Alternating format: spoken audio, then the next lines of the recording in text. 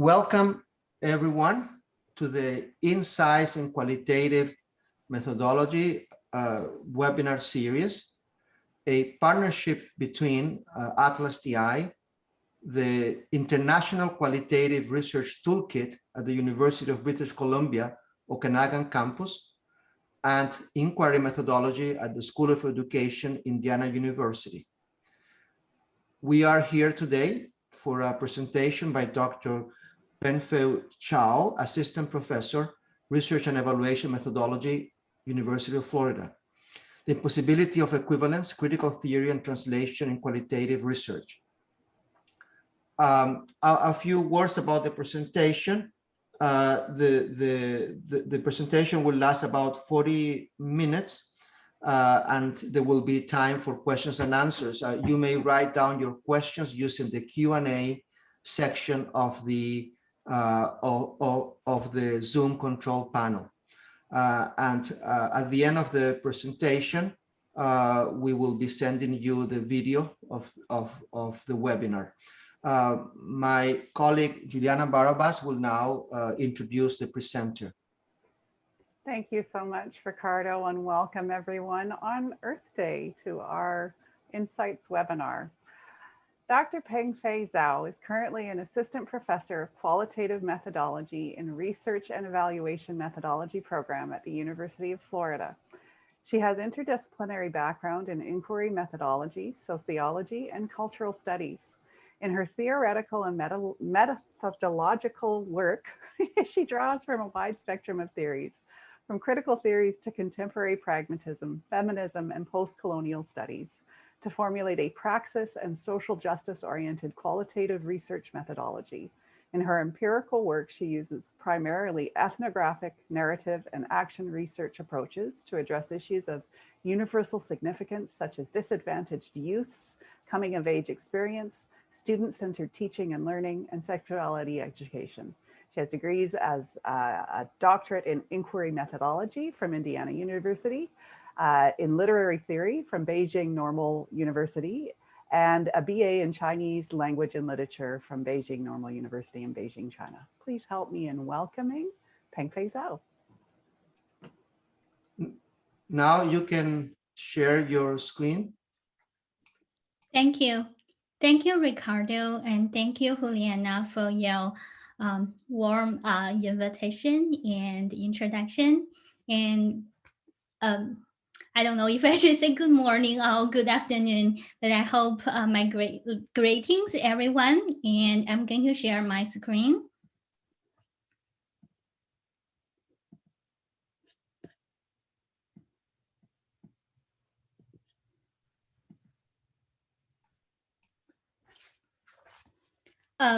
Just want to double check if you could see my screen clearly. Yes, we can. Okay, so I will just proceed, and I really appreciate this opportunity to share my thoughts on critical theory and translation and qualitative research with, okay, oh, I think I accidentally blocked the camera, with all of you. So my talk today is the impossibility of equivalence, critical theory, translation, and translation in qualitative research. In this talk, I will offer an overview of a new line of research that I'm working on recently, which is to really understand the role of translation in qualitative research. And as we, as researchers live, explore, interpret, and interrogate, and seeks to transform this multilingual and multicultural world. So now I know, in some of the disciplines, such as anthropology, researchers has written extensively about the translation of cultures.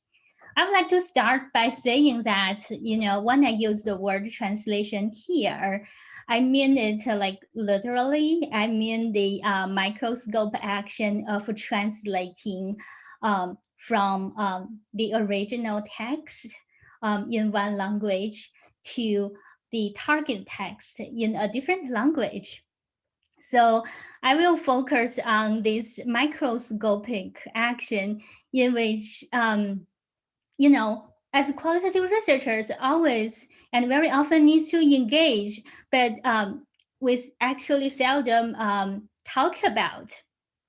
I will bring translational studies, which by and large is its own interdisciplinary field itself, into conversation with critical theory in a broader sense, and to look at how we could generate some, conversations to inform qualitative research practice.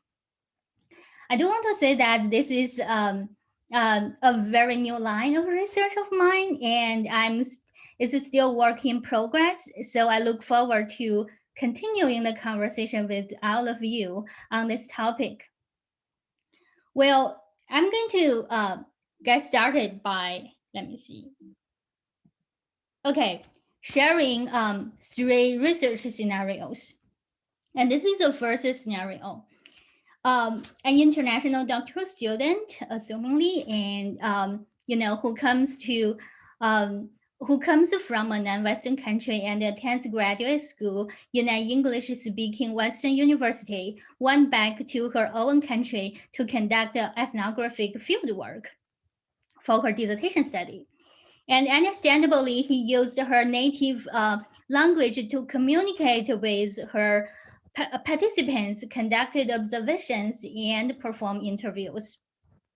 Then after she finished the fieldwork and she came back to her campus and started to communicate with her committee members on her progress, she started to wonder what software should she use to transcribe the data. For example, the data is not in English, and does she have to translate the data into English in order to conduct the analysis, or maybe she should just go ahead using her native language to analyze the data?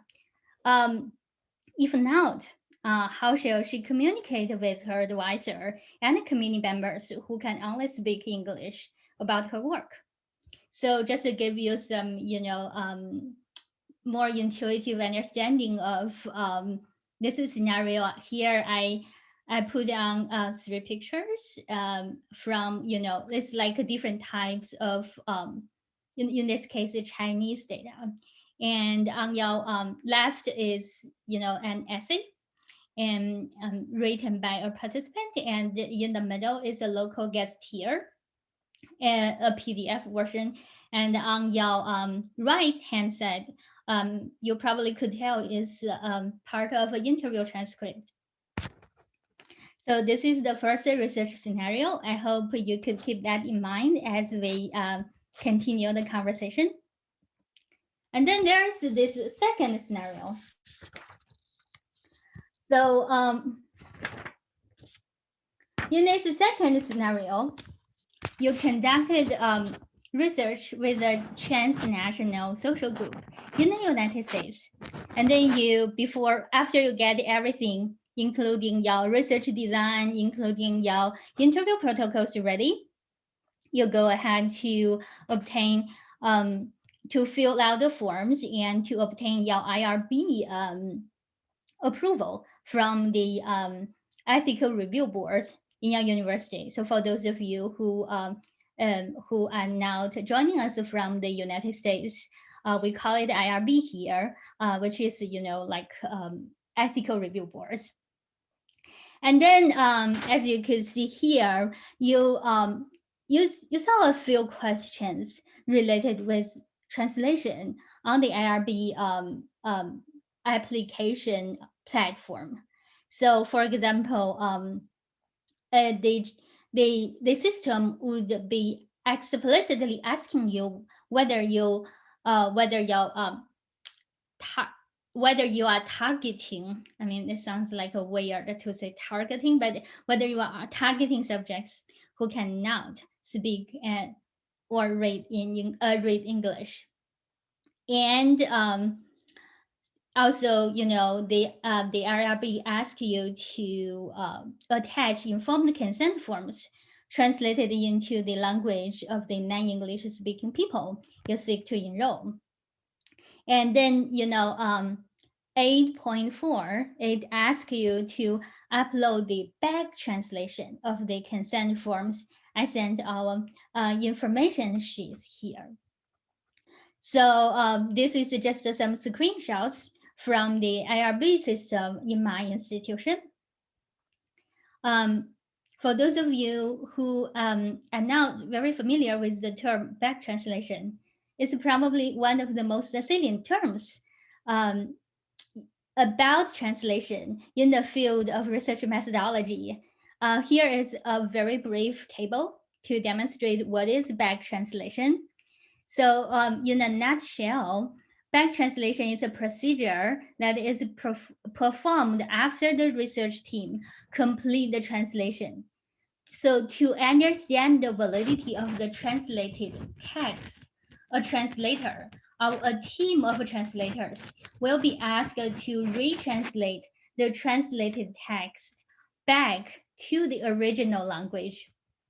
And in that process, the translation team, preferably, they would not read the original text.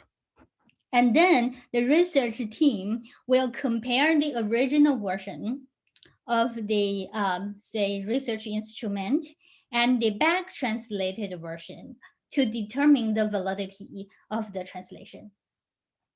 And see, this is, as you could imagine, just one way to think about how to validate translation in your research process.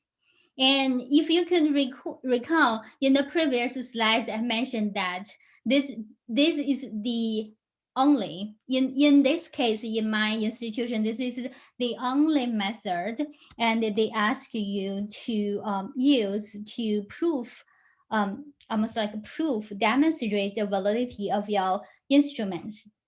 So that surely raises some questions about, who can decide what is the appropriate approaches to validate the translated text and the instrument, and who can decide that. So this is the second research scenario, and I would like to move to the third one, which is, again, assumingly you are working with school districts, parents, and families to understand the impact of the ongoing COVID-19 pandemic on their everyday life. So assumingly your research site is where I come from, the state of Florida in the United States, and a place known for its diverse and multilingual immigrant population. So this is a mixed method study in which your research team have developed both survey instruments and interview protocols.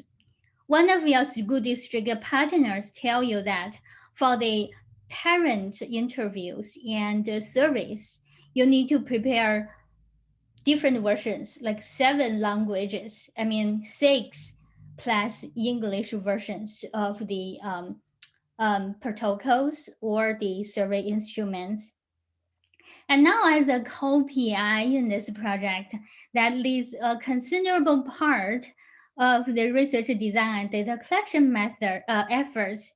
You wonder where you could find those translators and what their roles are in the research process.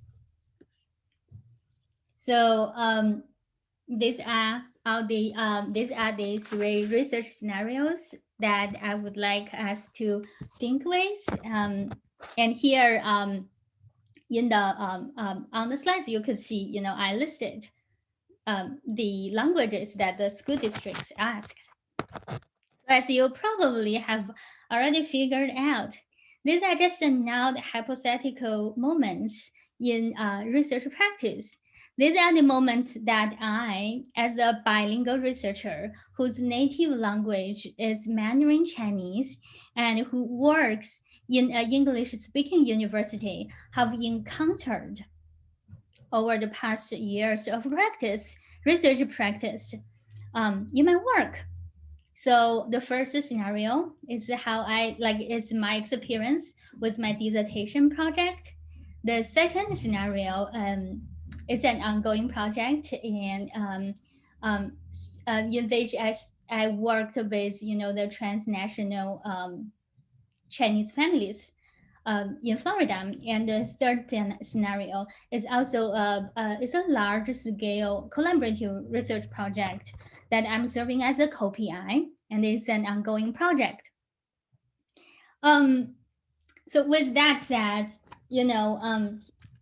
translation, as probably you could figure out, the translation have already become an inherent part of cross, our trans, our intercultural research.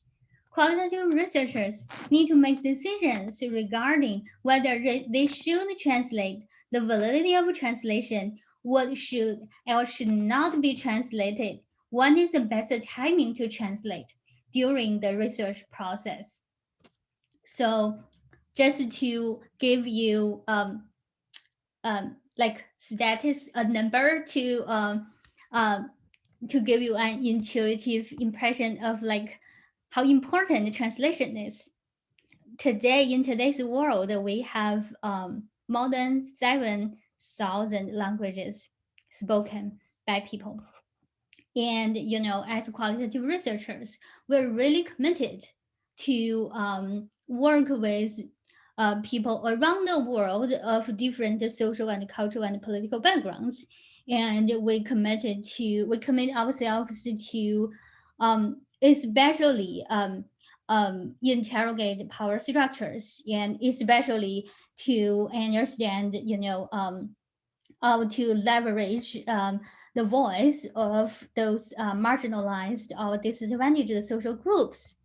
If we do not talk about translation at all, or if we constantly, continuously invisibilize the practice of translation, just to think about, how many, groups may be left out in our research process, and how many of them may miss the opportunity to benefit from research. So so that is just really a way to say we want to I'm here really to advocate that we should take this issue about translation more seriously, and to put more thoughts into that. Okay, so I'm going to move to the next slides. And yeah, so, the next question is, what does this mean to qualitative research? The invisibility of translation. As I mentioned, if we really zoom in to look at the all the moments in which we encounter translation, and all the methodological discussion, the current methodological literature on translation, in qualitative research, we realize this invisibility, and we realize that there are a lot of unchecked and examined assumptions about how translation could be done, and what should be translated, who should be the translators here. Another thing I want to to really understand the relationship between translation and qualitative research, I think the first thing we need to think about is really to understand or to interrogate this invisibility. And then, as many of you probably have already noticed, qualitative research heavily relies on language, and there are also considerable methodological literature on the nature of language and the voice, and on the role of the use of language in qualitative research. And when I say language, I understand that very often we tend to discuss this issue from different levels. maybe from the level of, ontological or epistemological levels, from the philosophical underpinnings about what is considered as language. But one thing I think we could think about is, instead of talking about language, we could talk about languages. Because when we say language, there seems to be immediately an assumption about the monolingual practice of our research work. And instead of talking about voice and silence, maybe we could consider about voices and silence or silences, because there are so many different voices spoken by different languages, and by using the term languages as opposed to language, maybe this is a chance for us to raise people's awareness about, in fact, the fact that we are living in a very multilingual world, whereas, we are operationalizing as if there are a lot of like monolingual assumptions. So here is just another quote for us to consider the translation and the qualitative research. Actually, this is from a very, very well written article from almost like 2 decades ago. And in this article, Temple and Young, they raise a few questions regarding the translation dilemma, and it is about whether methodologically it matters if the act of translation, oh, I'm so sorry, if the act of translation is identified or not, the epistemological implications of who does the translation, and the consequences for the final product of how far the researcher chooses to involve a translator in research. So this is very interesting, because if you think about the research scenarios I just presented at the beginning of the talk, you will remember it actually matters. For example, it matters for us to identify the act of translation, to think about its timing, whether you want to translate it into English to do the analysis or not, whether you want to do it in your original language, in your native language, for example, or it matters the epistemological implications, which we could see aloud from the second scenario, when IRB ask researchers to demonstrate the validity of the translation through this idea of back translation. It immediately invoke a series of epistemological assumptions. And then in terms of the consequences for the final products, and how far the researcher chooses to involve a translator, that seems to be such an important question when it comes to collaborative research or large scale research, which we have been seeing a lot among in different fields of qualitative research. For example, especially in the qualitative health research, in order to allow to leverage the voices of linguistically minoritized social groups, in order for the research findings to benefit them, we always need to think about the translators.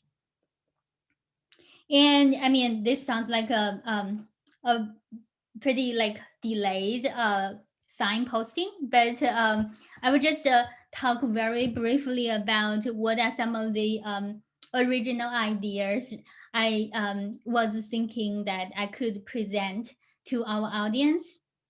So I'm really hoping to offer an outline to put translation and critical theory in conversation with each other in qualitative research.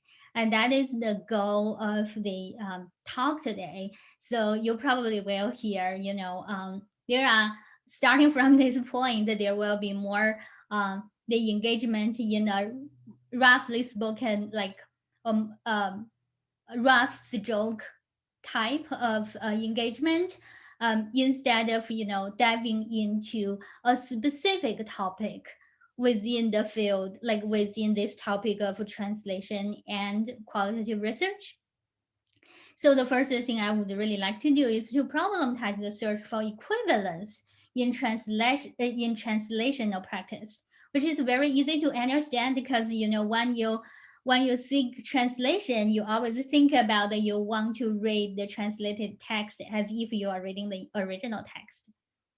And then I'm proposing, in order to so after this problematization, I'm proposing like 3 shifts to move away from such a pursuit for equivalence.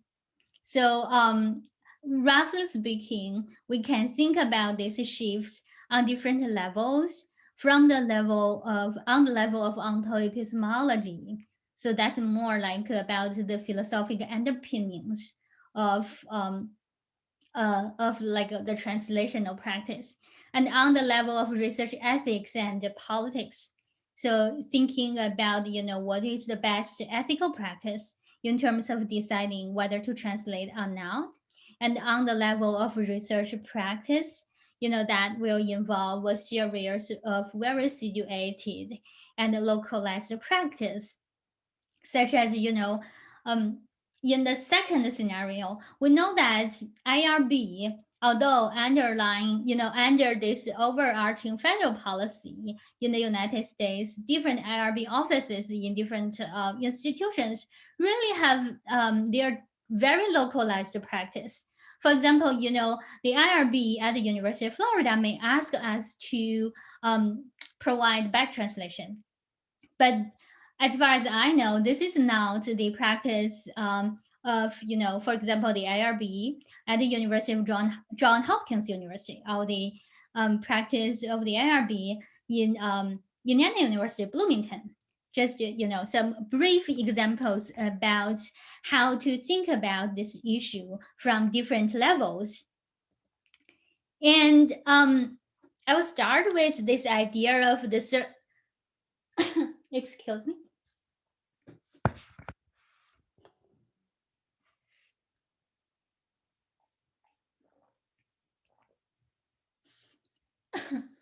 So I will start with this idea of the search for equivalence in translational practice. And, given the, like I'm really trying to keep my talk within like 40 minutes. I'm not sure like how long I will go, but we will see. And, so basically I want to talk about the relationship between translatability, equivalence, and different ways to consider equivalence in the current translational studies. For example, many translational theories start with the discussion on what can and/or should be translated. Here I give examples of Walter Benjamin, as like, or Benjamin in English, and Emily Apter. They are like two important translational study scholars. So they have very so they both have their engagement with this question about whether it is a text, whether a text is translatable or not. And I'm not going to go deeper to visit their major arguments in this presentation, but happy to talk more and happy to share some of my literature if you're interested after the presentation. So, this discussion about the translatability actually have profound impact on linguistics and literature. The implications of this line of thinking on qualitative research is that texts in question can be more or less classified into 2 distinct groups. translatable, and untranslatable. The rationale behind such a classification centers around the concept of equivalence. So if you go look at some of the more earlier literature on translation in research methodology in general, in some of the discussion about translation and survey research, you will see some of the very interesting discussion about, XYZ language is not translatable. So for that purpose, let's exclude this type of language from the designing of surveys. And there are like similar discussions in the field of qualitative inquiry as well. So for example, if you look at some of the ethnographic studies, you will see a lot of the keywords. They will reserve the original term in the original language, whereas unpacking is very rich meaning, layered of meanings in, for example, the language that the ethnographer uses to report the findings. And then there is this, I think this is a very interesting question about, whether we want to translate now depends on the translatability of the words. And then that is linked with this idea of equivalence, which is, a procedure in which the same situation is replicated as in the original, but different wording is used. So we are seeking this equivalence between two languages, between the original text and the target text. And the equivalence theories really has been dominating the studies of translation for a long time.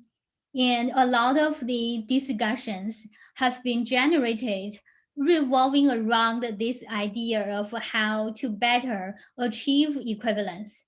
So as you could see here, I listed, researchers really try to go beyond what is considered as a semantic equivalence, namely just to literal translate the meaning of the the most literal meaning of the from the original text and into the target text. Some of the translational study scholars really have been trying to push against this idea of semantic equivalence. They are trying to look for more dynamic equivalence, such as Eugene Nida, and argues that the latter goes beyond the correct communication of information. And some would argue that there is no perfect equivalence, only assumed equivalence.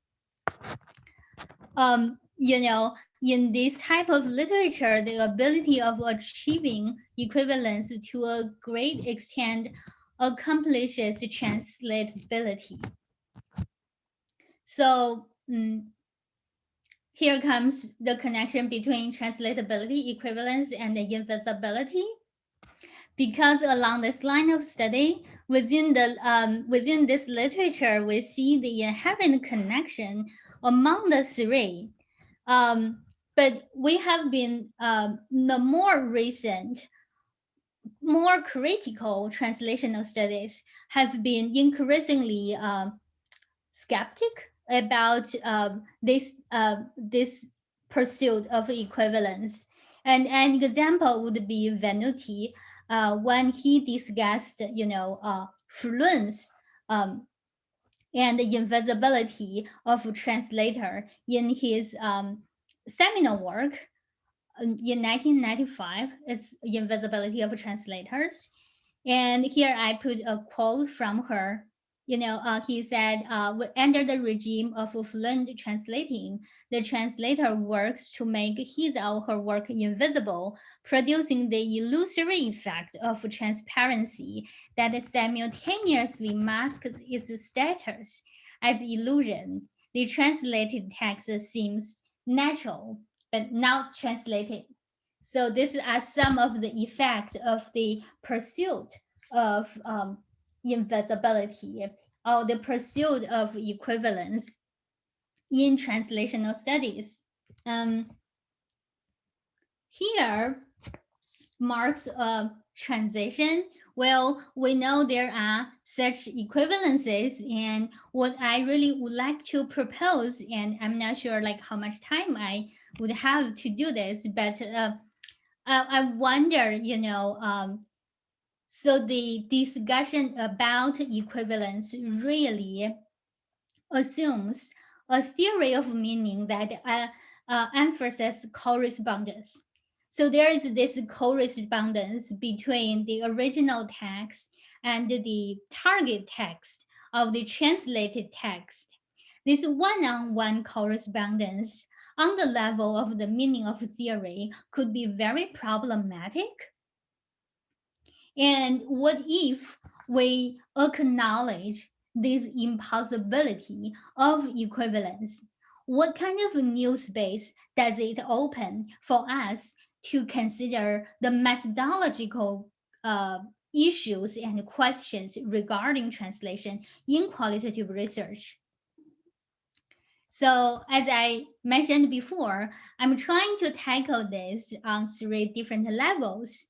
On the level of onto-epistemology, I'm really trying to understand the theories of meaning and validity, which could tap into, the second scenario as we discussed. And maybe also it is related with this idea of, do we really need to translate our data into English in order to do the analysis just because we are educated in this normalized monolingual research world? This was like a big question for me when I was in my grad school and when I was doing my dissertation research. Honestly, when I first was introduced to qualitative research, when I was taking courses, I did the translation. What I did is I just I did the interview in my original language and I translated that, a big chunk of that, into English to submit my assignment, of course. So my professor could give me a grade and my professor could know how I was doing.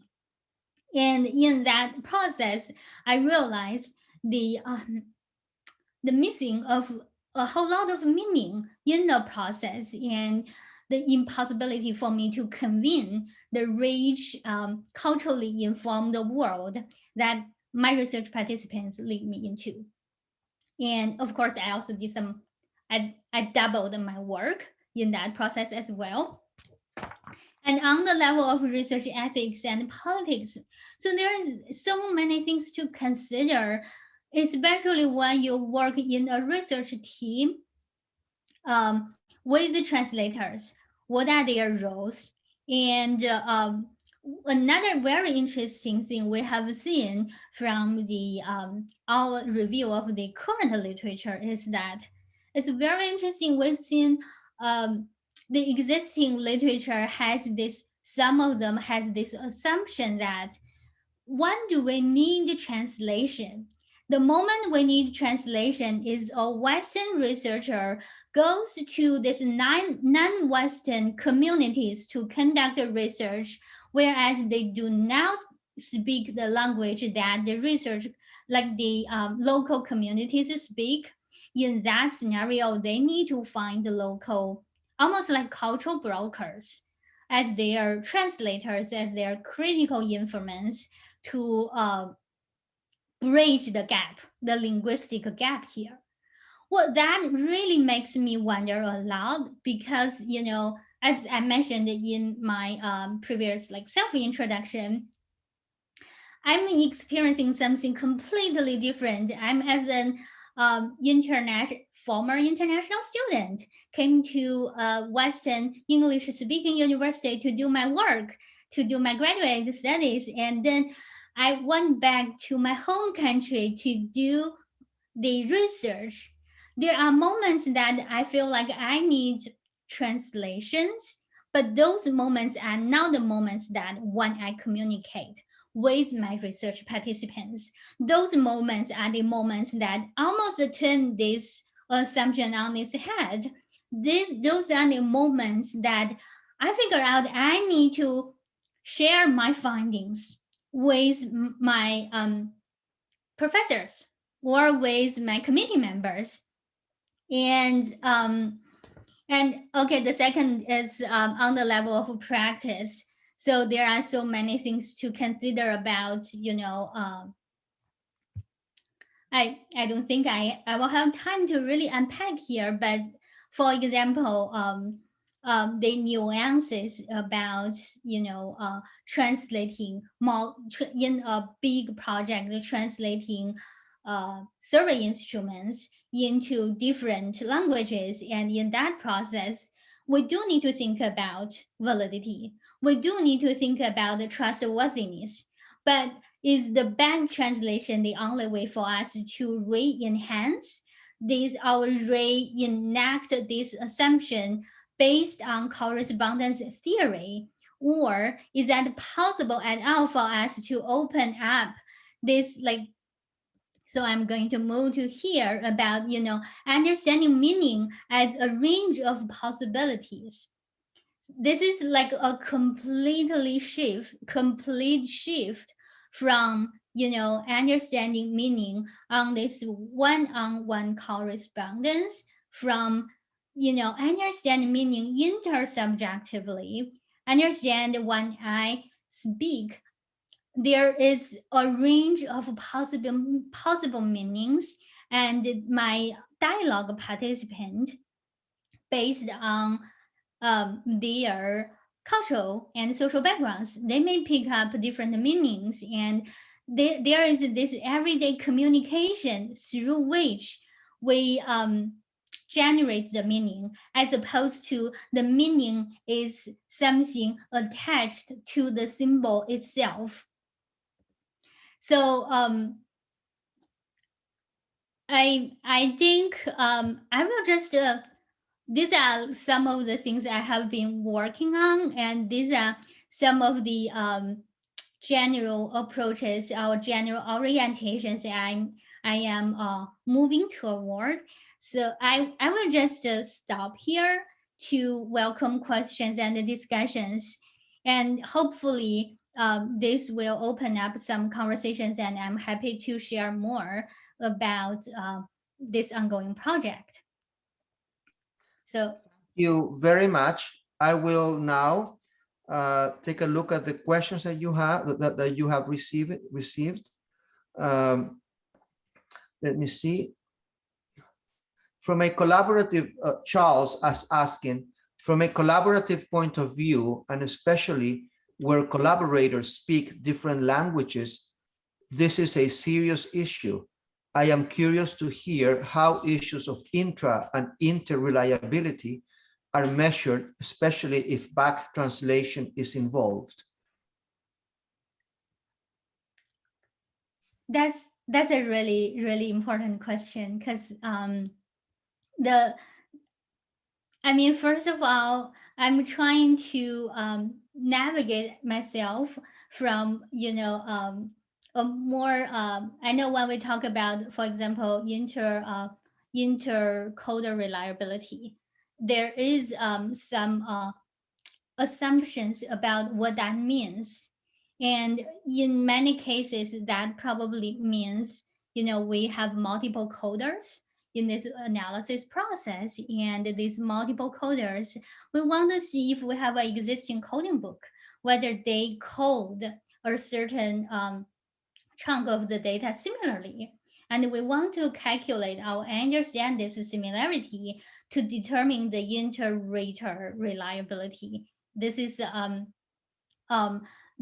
case of inter-rater reliability.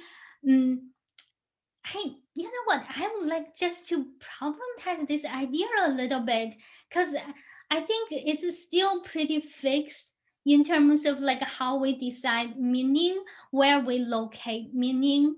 in my previous writing, and I'm happy to share with you on this, I'm actually working with some collaborators to try to see, is that possible at all, just to develop this, validity, this understanding of validity more on a dialogical approach.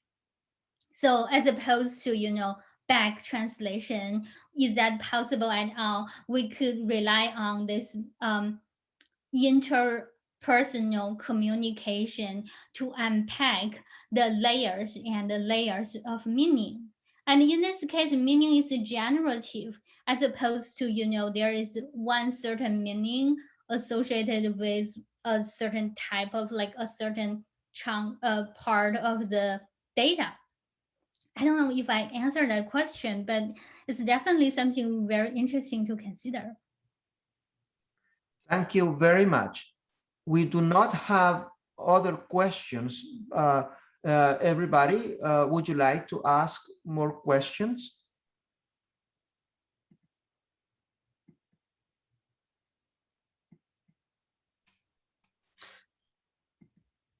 Charles, you're asking another question. Would you like to speak, Charles? I can offer you the microphone. If you want, you could raise your hand or write down and tell me, yes, I want to speak. Should I stop sharing? No. Keep that slide, okay, so that people can see your email. Okay, so let me read the question. I don't see his hand raised.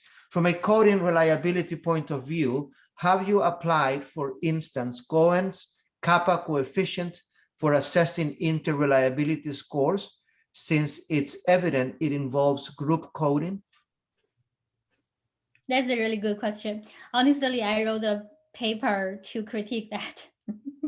So that was, I wrote a paper a few years ago called Methodology or Methodological Tools.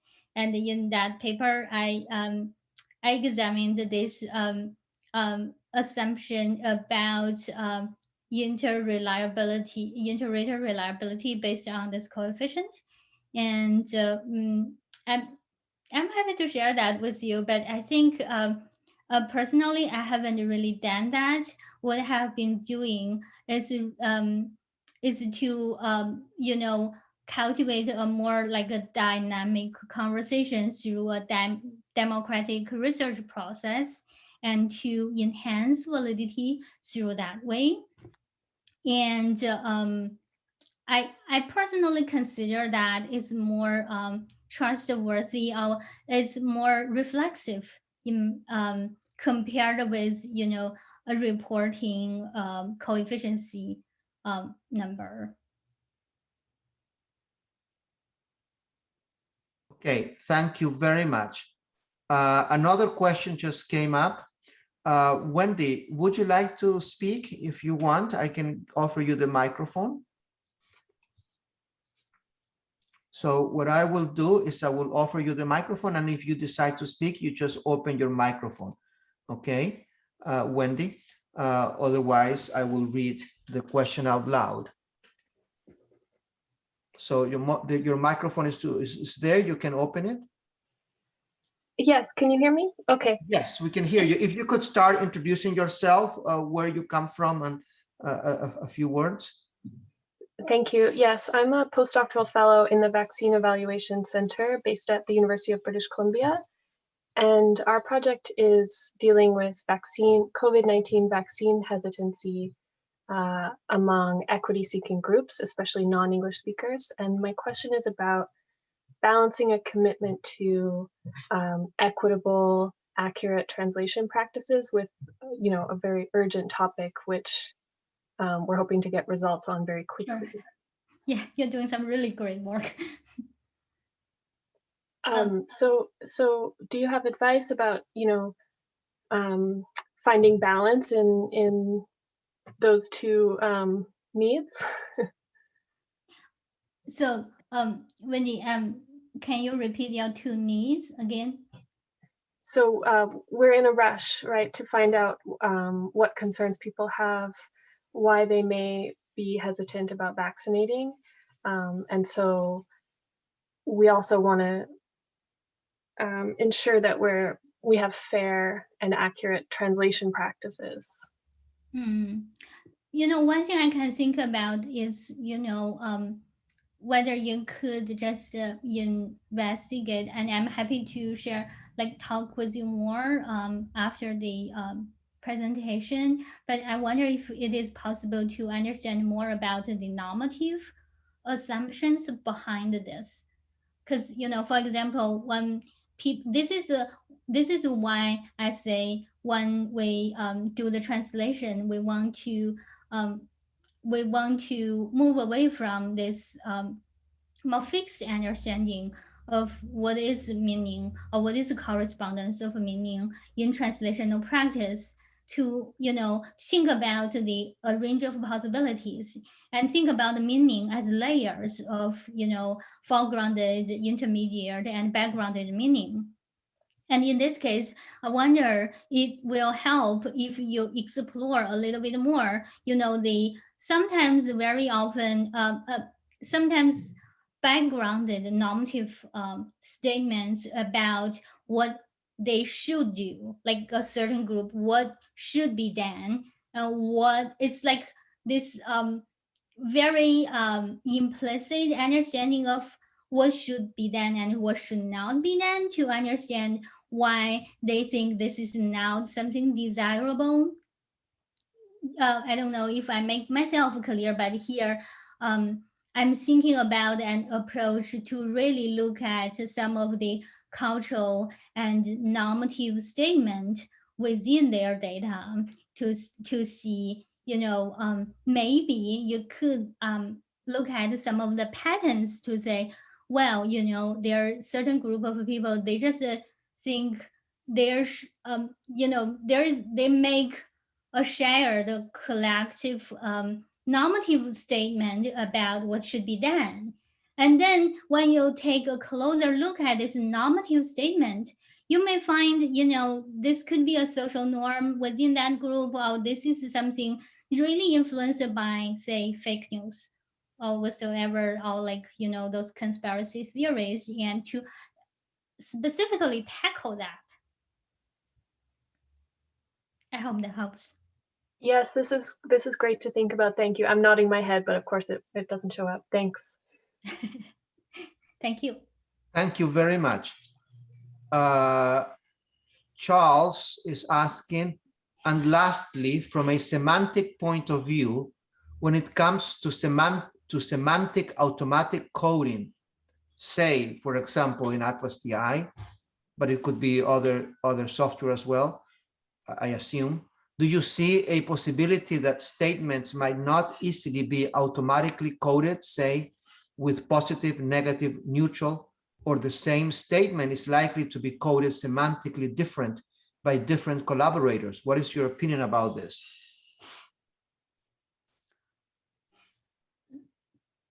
That, that really makes me think. I think it's almost like a future direction to consider about this automatic coding. Because, I mean, correct me if I'm wrong, but my understanding about this is we are trying to dive into this field or domain of natural language processing almost.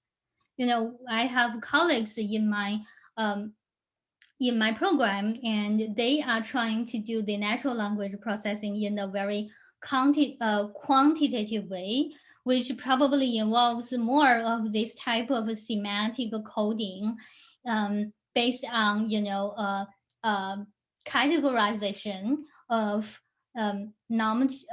negative, positive, or neutral, for example. I think, it may help on a certain level. Really depends on what are some of the goals of the study. But in terms of getting deeper to understand, for example, in qualitative research, we really emphasize that meaning is localized, meaning is very situated, and meaning is contextualized. And the the same type, like the same words, spoken in different scenarios and spoken by different people could mean completely different meaning. Like, for example, I will just give you an example, in my culture, like when I was in China, I grew up in this very small town, pretty agricultural type of small town. And when people meet each other, the way they greet each other is to ask, "Hey, have you eaten your meals?" And that's like, when you first, I couldn't imagine if you are like a foreigner or someone who first visited the town, you would be like, well, why people are asking me whether I have meals or not. I mean, this is actually, in this scenario, this is just a way to say hello. There's nothing about your meals. I'm just wondering, for example, in a study that you really want to get the in-depth or like more contextualized understanding of meaning, how is it possible to use automatic coding?